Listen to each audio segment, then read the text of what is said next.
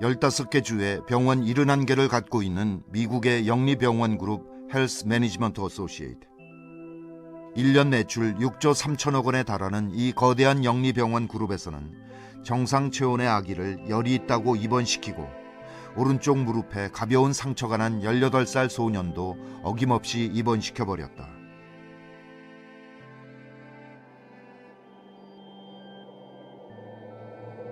모두 비싼 입원비를 받아내려는 행태로 보이는데 내부 고발자들의 증언에 따르면 의사들은 응급실을 찾은 환자의 20% 이상을, 특히 65세 이상 노인의 50% 이상을 입원시키라는 지침을 받았다고 한다. 목표량을 채우지 못하거나 지시를 거부하면 가차없이 해고당했다는 것. 이 병원은 지금 다른 대형 영리병원 그룹들과 함께 당국의 조사를 받고 있다. 불법 사기 행각으로 막대한 돈을 벌어들이는 미국의 영리병원.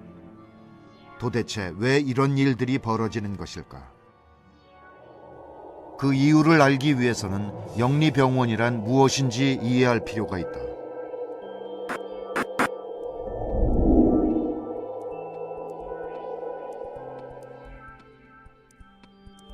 보통 병원은 국공립병원과 민간병원으로 나뉘고 민간병원은 다시 비영리병원과 영리병원으로 나뉜다. 이 중에서 영리병원은 일반 기업체와 마찬가지로 이윤을 내는 게 목표이다. 주식회사이기 때문에 외부 투자도 받고 수익이 나면 투자자가 이익금을 가져갈 수도 있다. 이 때문에 미국 대형 영리병원의 최대 주주는 대부분 월스트리트의 사모펀드들이다. 돈을 굴려 돈을 버는 게 직업이다 보니 환자의 건강은 뒷전일 수밖에 없다. 미국의 영리병원이 물불을 가리지 않고 돈벌이에 나서게 된 것은 이렇듯 돈을 쫓는 사업가들이 병원 경영을 주도하기 때문이다. 미국의 의료비가 오늘날과 같이 비싸진 것은 이렇듯 수익을 최우선으로 생각하는 영리병원을 허용 발전시켰기 때문이고, 다른 한편으로는 선진국 중에서 유일하게 전국민 건강보험이 없기 때문이다. 그렇다면 우리나라는 어떠한가? 우리나라는 전 국민이 의무적으로 가입하는 국민건강보험이 있고 병원은 법에 따라 비영리로 운영되도록 규정돼 왔다.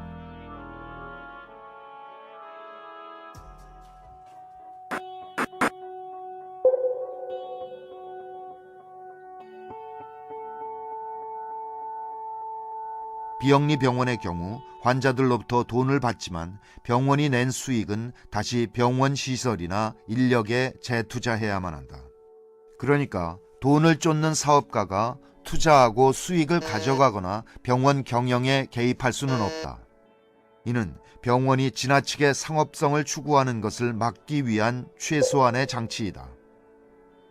그렇기 때문에 삼성이 삼성의료원을 만들었을 때에도 삼성생명 공익재단이라는 비영리 재단을 만들어서 기부 형식으로 병원을 지을 수밖에 없었고 막대한 병원 수익도 밖으로 빼가지는 못했다. 하지만 병원으로 장사를 하고 싶었던 재벌들은 그동안 끈질기게 영리병원 허용을 요구해왔다. 이런 요구에 따라 노무현 정부도 또 이명박 정부도 영리병원 허용을 추진했으나 국민적 반발에 부딪혀 전면 허용은 무산되었다. 이런 상황에서 박근혜 정부는 결국 새로운 묘책을 내놓게 되었다.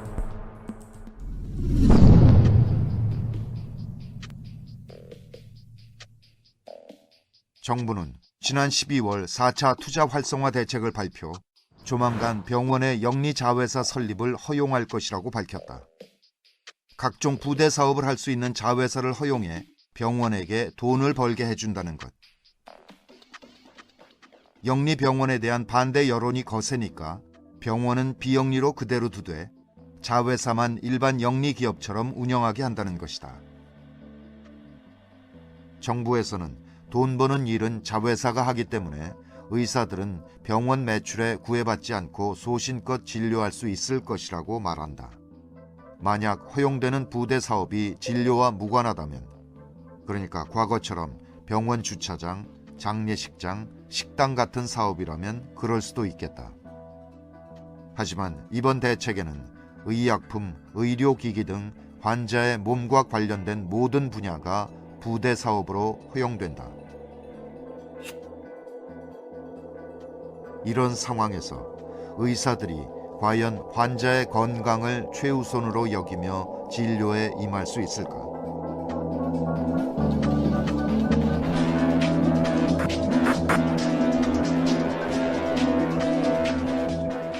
영리자회사가 허용되면 그동안 병원에 눈독을 들이던 투자자들은 드디어 자회사를 만들어 투자도 하고 수익도 가져갈 수 있게 된다. 제약회사나 의료기기 회사와 같이 자기 제품을 병원에 독점 공급하고 싶어하는 업체들은 병원과 손을 잡고 자회사를 차릴 것이다. 그리고 자회사의 수익을 높이기 위해 병원은 의사들에게 자회사 제품과 서비스를 판매하라고 시킬 것이다. 의사들은 자회사가 만드는 비싼 약, 건강보조식품, 스파 치료, 기능성 화장품, 의료용품들을 팔기 위해 애를 쓸 것이다. 또한 자회사로부터 MRI 같은 비싼 기계를 납품받게 되면 그 기계값을 뽑기 위해 비싼 검사나 수술을 권장할 수도 있다. 지금도 대부분의 병원들은 의사 개개인이 올린 매출에 따라 성과급을 지급한다. 이 때문에 굳이 안 해도 되는 비싼 검사나 수술을 권하는 의사들이 많아지고 있다. 40~50만 원에 달하는 비싼 MRI 검사, 가급적 피해야 하는 관절 수술, 응급 상황에서만 실시해야 하는 척추 수술, 그리고 최근 문제가 됐던 갑상선 암 수술까지. 의사보다 의학 지식이 없는 환자들은 속수무책 당할 수밖에 없다. 비싼 치료비도 억울하지만 각종 후유증과 의료사고의 위험도 심각한 문제이다. 애초 받지 않아도 되었을 무릎 수술 때문에 영구 장애 판정을 받게 된 27살 청년. 갑상선 암 수술을 받아 평생 호르몬제를 먹으며 성대마비나 불면증, 탈모 같은 부작용에 시달려야 하는 환자들. 한 네트워크 치과의 내부 문건에서는 스케일링 중 치아를 건드려 일부러 이를 시리게 하라는 내용이 발견되기도 했다. 이렇듯 돈 때문에 벌어지는 한국 병원의 과잉 진료는 이미 도를 넘어섰고 정부의 관리 감독도 제 역할을 해내지 못하고 있다. 이런 상황에서 병원을 사실상 지배할 수 있는 외부 자본이 자회사를 통해 들어오고 부대 사업까지 허용되면 영리화의 폐해는 걷잡을 수 없을 정도로 심각해질 것이다. 정부는 영리병원은 허용할 의사가 없다고 주장하지만 자회사라는 중간 단계를 하나 넣었을 뿐이지 근본 작동 구조는 미국의 영리병원과 크게 다를 바가 없다.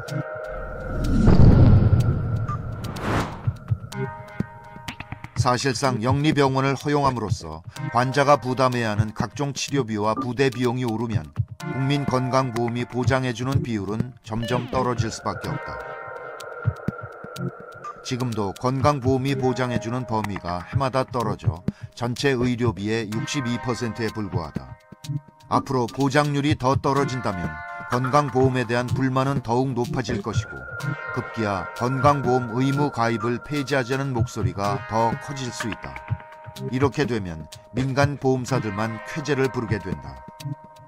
민간 보험을 찾는 사람들은 점점 많아지고 아쉬울 게 없는 보험사들은 차츰차츰 혜택을 줄이면서 보험료는 인상시킬 것이다. 가난하고 병든 사람들은 이제 보험 가입조차 점점 힘들어질 것이다. 보험에 들 수 없어 병원 근처에도 가지 못하는 미국인들의 처지. 그게 결코 남의 일이 아닐 수도 있다는 얘기다.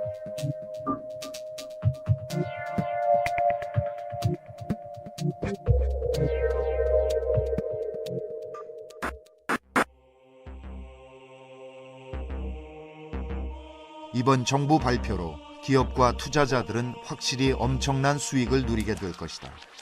병원에 자기 물품을 납품하게 될 의료 관련 업체들은 손쉽게 큰 돈을 벌 수 있다. 중대형 병원들도 피말리는 경쟁과 인수합병 등을 거쳐 몇몇 대형 병원 그룹으로 집중될 것이다. 그 누구보다 그동안 의료 분야에 뛰어들려고 오랫동안 공들여온 삼성이야말로 엄청난 이익을 볼 수 있다. 그룹을 먹여 살릴 새로운 사업으로 의료 분야를 지목한 삼성은 이미 의료와 관련된 모든 연관 산업에 진출했고 각급 병원들과의 폭넓은 협력 관계도 구축하고 있다.